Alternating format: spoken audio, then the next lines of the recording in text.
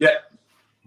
Okay, so hello everyone. I'm Adrian, the videographer working for Strata Protection, and today I'm here with Kallum Bradley. He's a wind turbine technician working currently for Swire Energy, and he's also the brand ambassador for Strata Protection. How are you today, Kallum? Very well, thank you very much. And yourself? Doing very well as well. So I want to first start off with, could you share a bit about yourself, about your journey as a wind turbine technician? Where did you start and how did you end up as a wind turbine technician? Yeah, so I'm Kallum Bradley. I'm from East Yorkshire, Hull, and I've been in the industry coming up to 4 years now. Prior to being a wind turbine technician, I served 8 years in, at the time, Her Majesty's Finest, Royal Marines. Upon coming to the end of my career in the Royal Marines, I had a few friends in the wind, and I'd spoke to them about the job. I liked the idea of that nomadic lifestyle of moving around and meeting people and going to different places. I'd been used to that with the Marines and wanted that to carry on. And also the job itself is a credible job, which was really important to me to be part of something that is giving back. I felt a strong need to carry on that journey after the Marines, and I felt the wind just fit me perfectly. Continuing to move around, meeting people, experiencing new things and places, as well as doing a good job. I felt it just went hand in hand, and it was quite an easy transition for me. There's also a lot of ex-forces within the wind industry. I kind of think our core values of professionalism, diligence, hard working ethos, it goes hand in hand with what needs to be part of a technician in this job role. So you'd say that, the adaptation was quite easy for you in terms of the demands of the job on a daily basis. The fact that you were working with the Marines was actually, helpful further in your career as a wind turbine technician as well, you'd say. Yeah, I don't think it's essential that you have to be in the Marines to be a wind turbine technician, but I think it definitely helps, because when you leave a job like that, all due respect and respectfully speaking, I don't think you're going to come across a job that is that physically, emotionally, mentally demanding as being in the Marines. So for me personally, and I can't speak for everyone else, the transition into the wind sector was just, it was effortless, and it was a place where I really felt I could shine and apply my skills and gain a good reputation, which I feel I have done.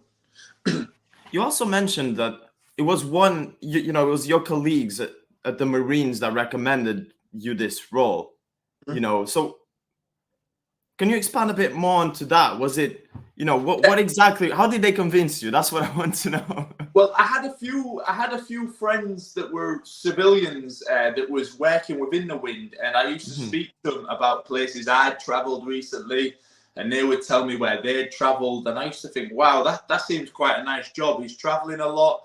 I would see the pictures of him out at sea or in these picturesque locations on land, and it all looked very nice. But I was busy on my own journey within the Marines, so I never really felt I needed to jump ship.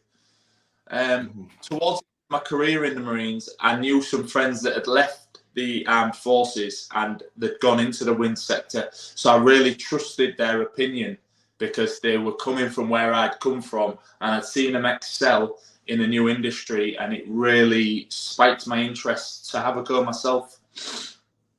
I'd like you to describe as well, how is a typical day in your job role? What kind of tasks will you be doing on a weekly basis, for example? Again, that would all depend on the project. I've done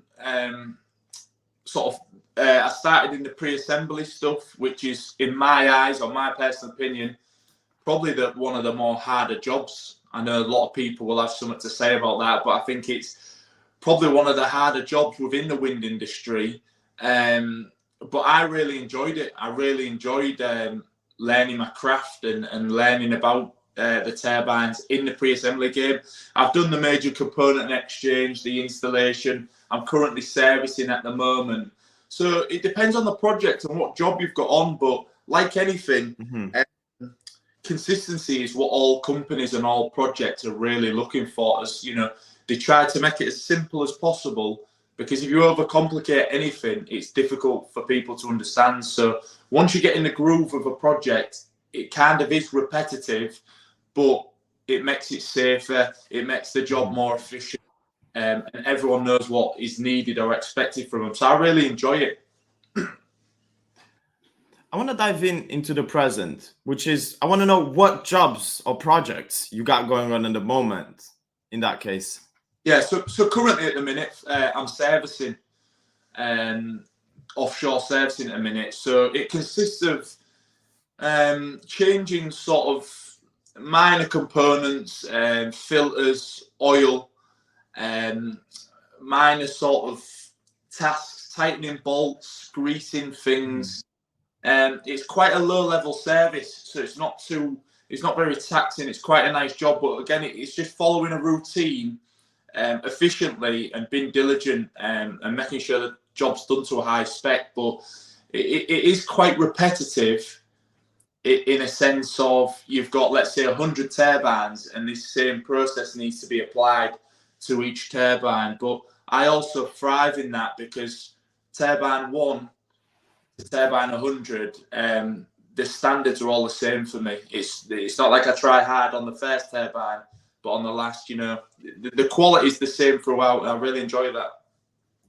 And I want to ask you, because I know there's several different, you know, brands of wind turbines. Are you able? What are the turbines that you work on? Specifically, the names of the turbines, you know, and are you specialized in only a certain set of wind turbines? Or yes, at the moment, yes. I don't want to say too much about the turbines for obvious reasons, but again, each project comes with a different asset, a different turbine, a different model, a different make, which is going to vary in things like height, size, power.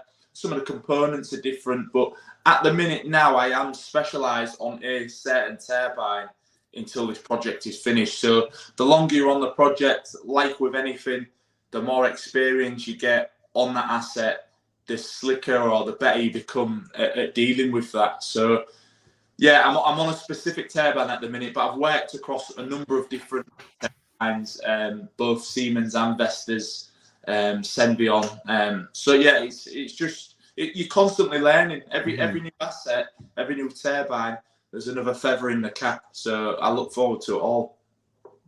I want to know as well, when you're up in the turbines, you know, and you're repairing the turbines, you're doing the servicing, what risks can you face? What can happen, you know?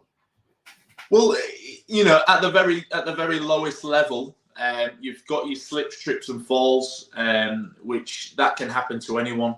We try to prevent all that with good housekeeping and being professional in the way that you conduct yourself in your work.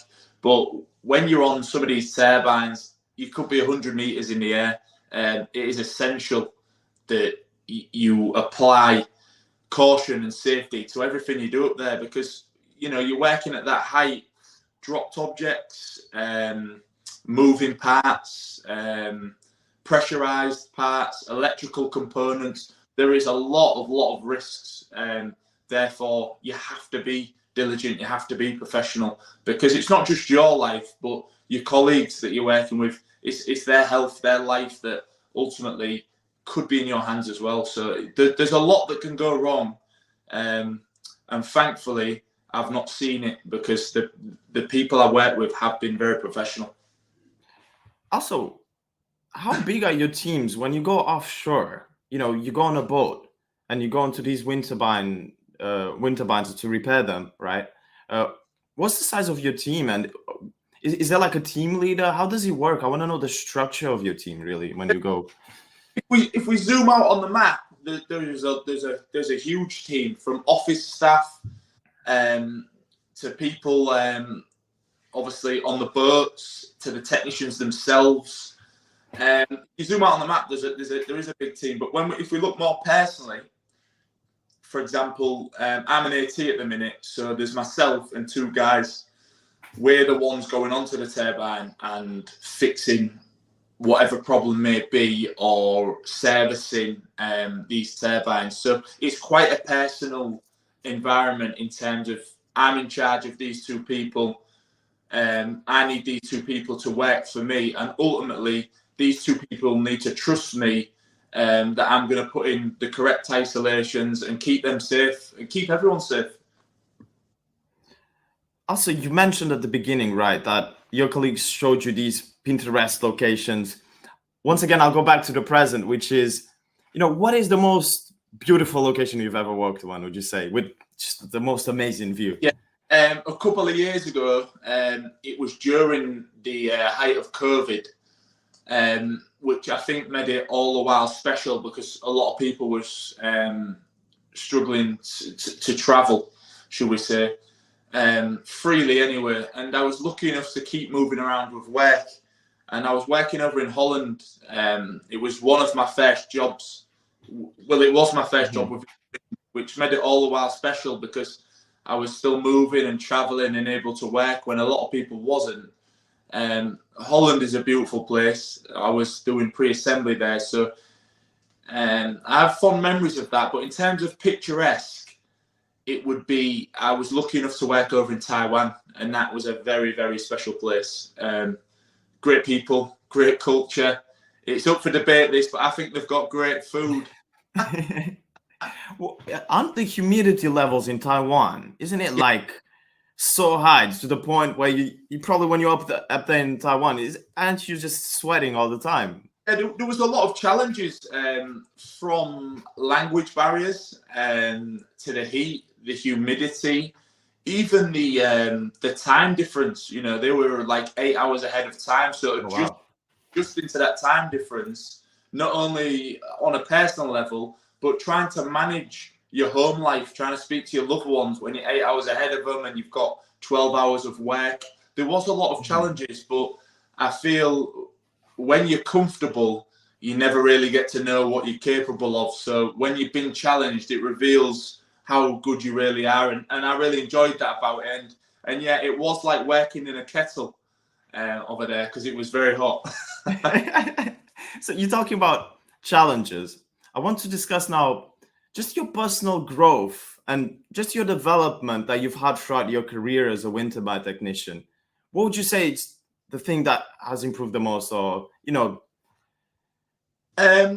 kind of feel I was lucky because, like I said, I had 8 years in the Marines, which give me a number of skills. Been able to work away from home for long periods of time, manage my time in terms of work and calling back home and checking in with loved ones.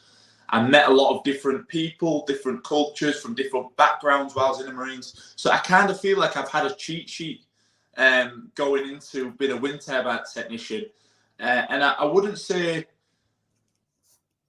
there's been a certain situation that's improved me, but it's just been good to be able to refine my skills of meeting new people from all walks of life and coming together with a common goal to do a good job.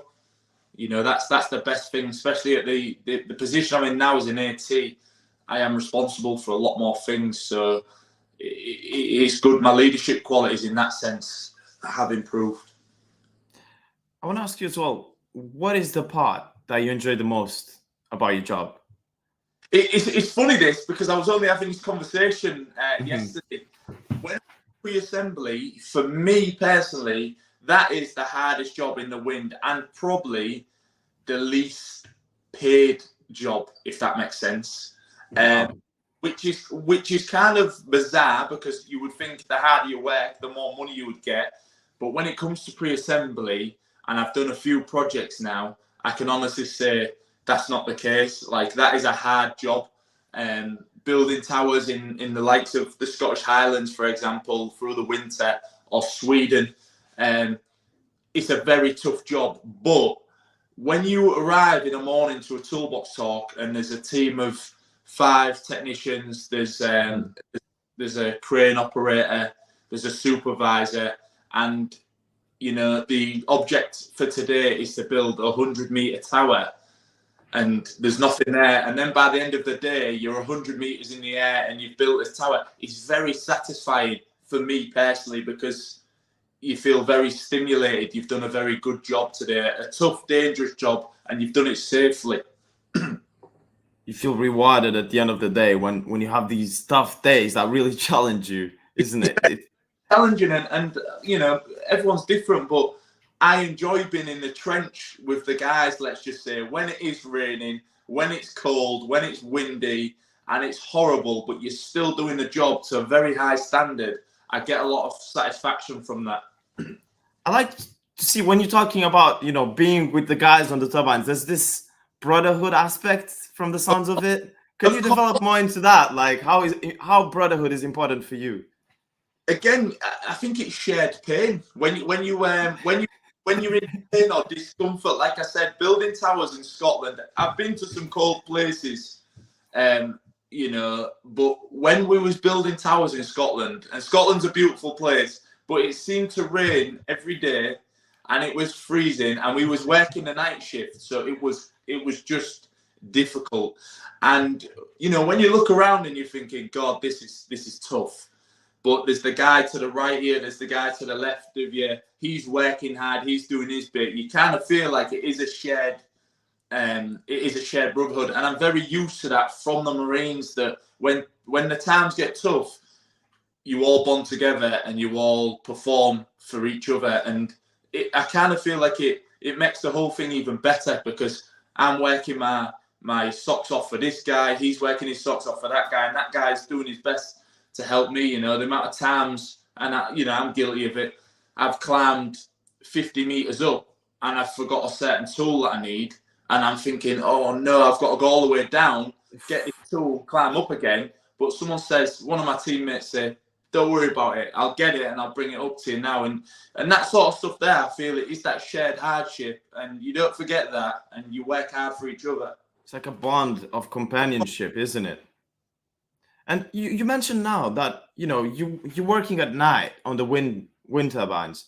What will make you, is it like an urgent matter that showed up and then you have to work at night? My question here is, why would you work at night in the wind turbines when you can work during the day when the daylight is out? So I guess there's a number of reasons, but I guess the biggest one is to do with productivity, I guess.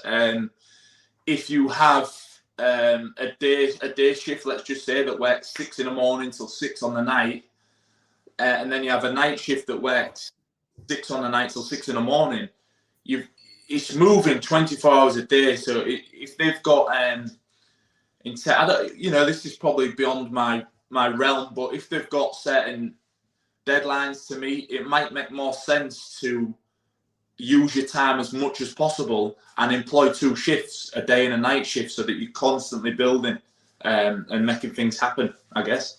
And does the gear change during the nighttime? Because obviously you need, like, you know, lights and whatnot, or you know. You're totally right. There's certain jobs that they would try to do as much as possible in the day for obvious reasons, because you have daylight hours, it's easier to work in. But in terms of nighttime working, you just look at the risk. Like you said, the biggest one there is the darkness. So we need some lights, which, you know, you get light, you put lights up, you've got light. There's nothing really that changes that much. You might work at the night if you're having if you had a prolonged period of bad weather during the day, you know, so you can't do things during the day because of bad weather, but it changes during the night. It might make sense to do a night shift then. But I guess it's all to do with productivity and being efficient. Perfect.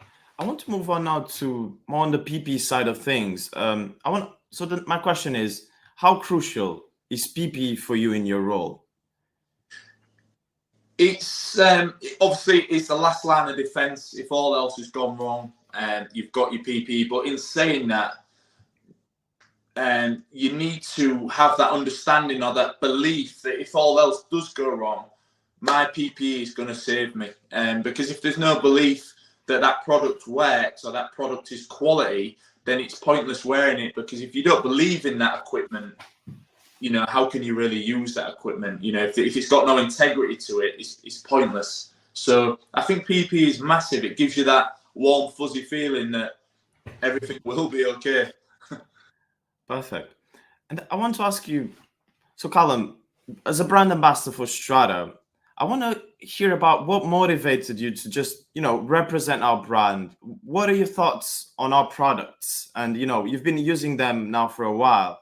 And I want to know, how did they perform in terms of comfort, durability, and overall protection?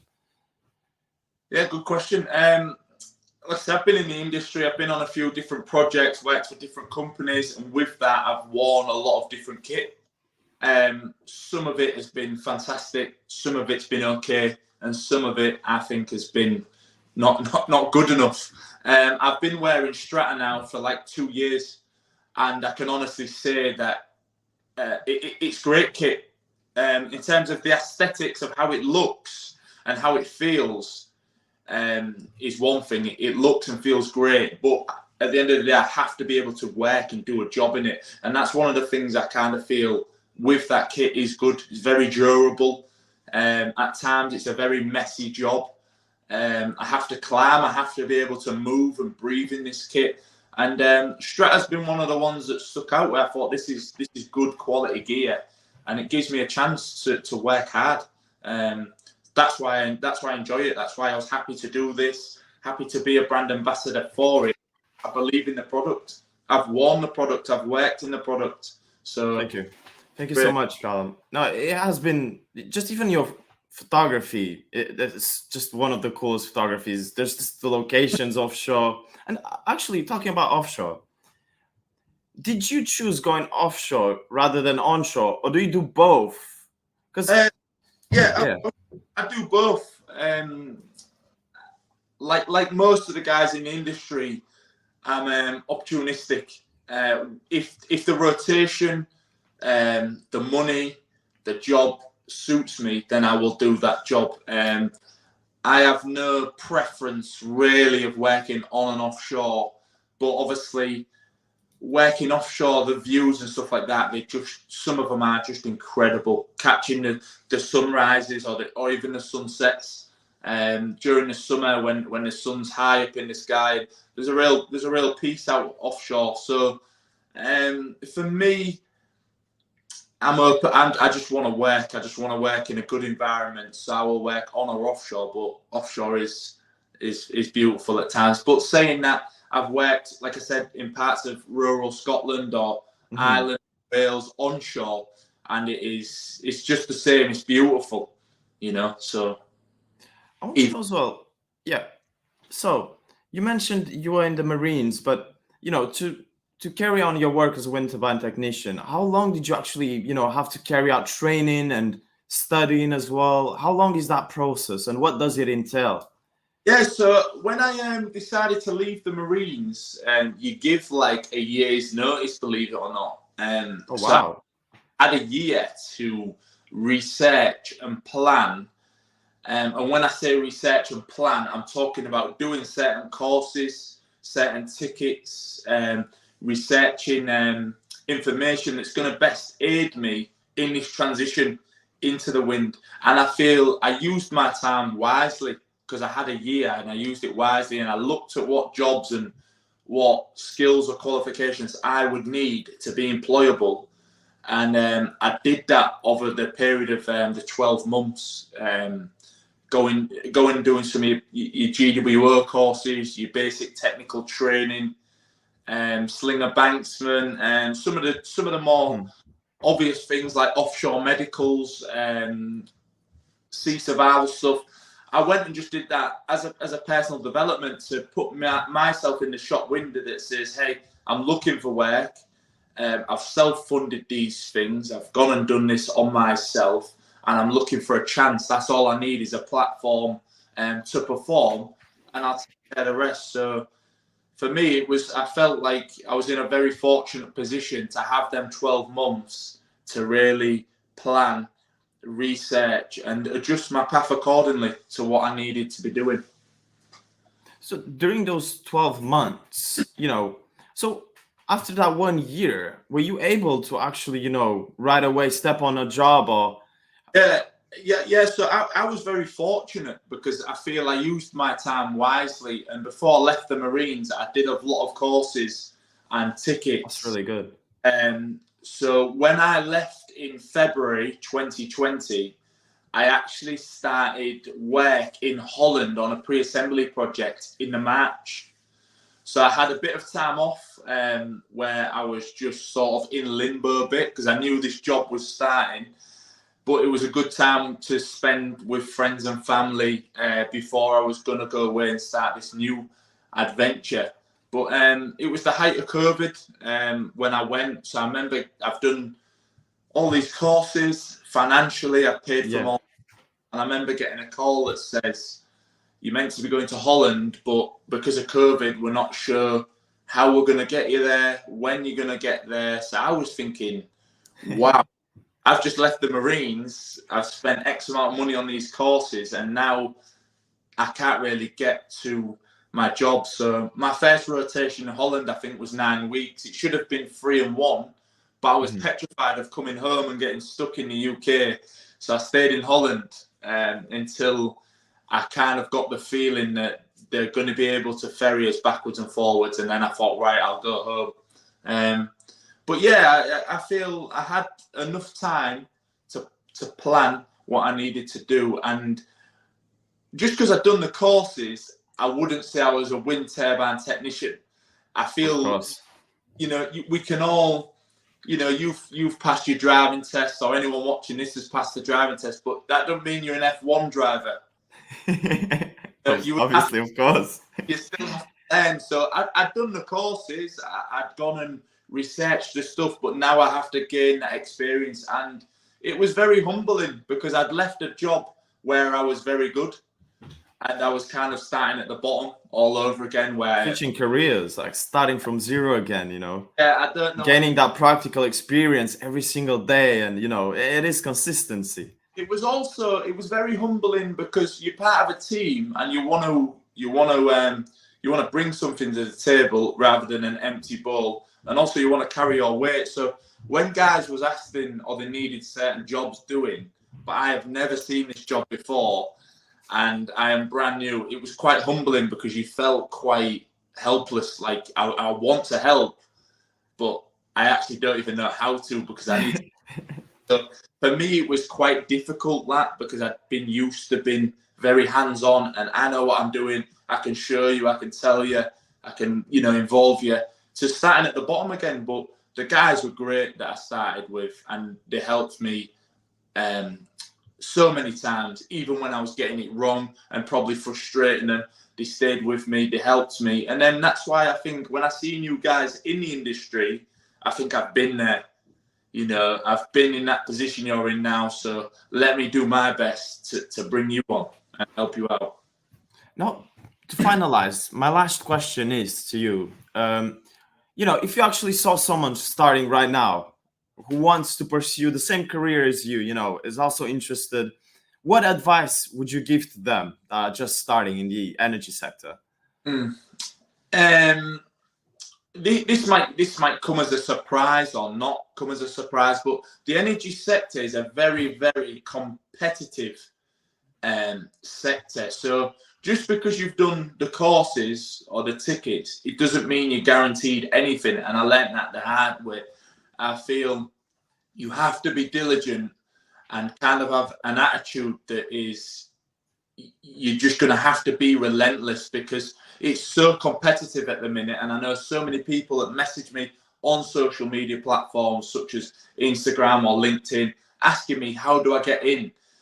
Mm-hmm.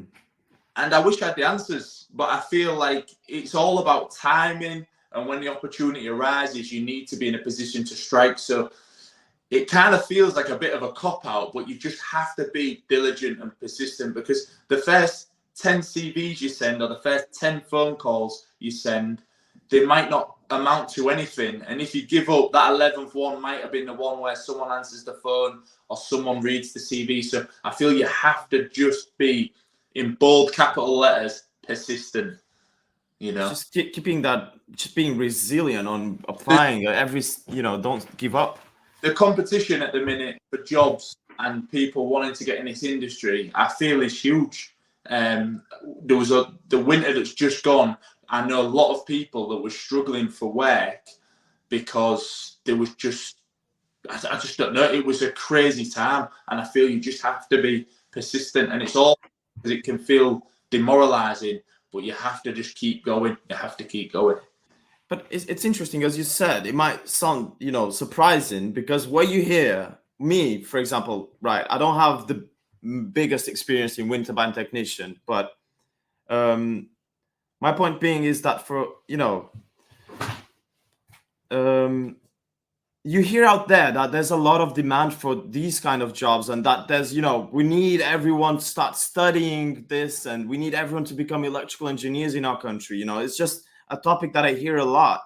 But from what you're actually saying, it feels to me more like it's actually network as well, but actually building that persistency to be applying every, it reminds me a bit of me when, for example, when I had to apply, because my role has a massive competition as well. You see, it's more than hundreds applying to the same job, and it sounds a bit similar to that, which I'm surprised. I just wasn't aware of that.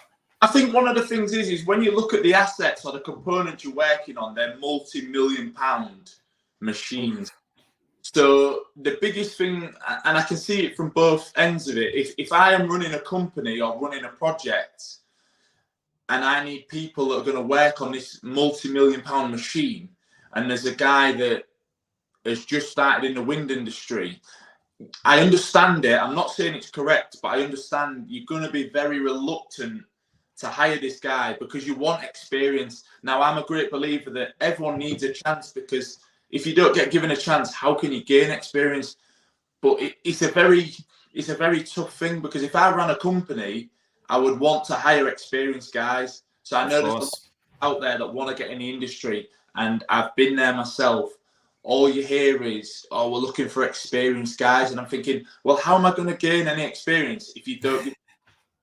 It's very frustrating, but you have to keep going. You have to keep going, because you will hear that we're looking for experienced guys so often, and it is demoralizing, but you have to keep going, and just understand that you are working, or going to potentially be working, in a very dangerous environment on machines that are worth millions of pounds. Don't take it personal that they're looking for guys for experience. I was very lucky when I started. I was on a team of, let's say, 10 guys or 9 guys that were very experienced, and I was the 10th that wasn't experienced. So the ratio was a good ratio. They could look after me and carry me until, but if you've got 8 guys that are not experienced and only 2 experienced guys, it's not really going to be a good work model. So it's just about timing, and keep going, keep being persistent, and eventually you will get it, I'm sure. Once you get the ball rolling, then you have more chances to further pursue your career and develop more and deepen your knowledge, isn't it?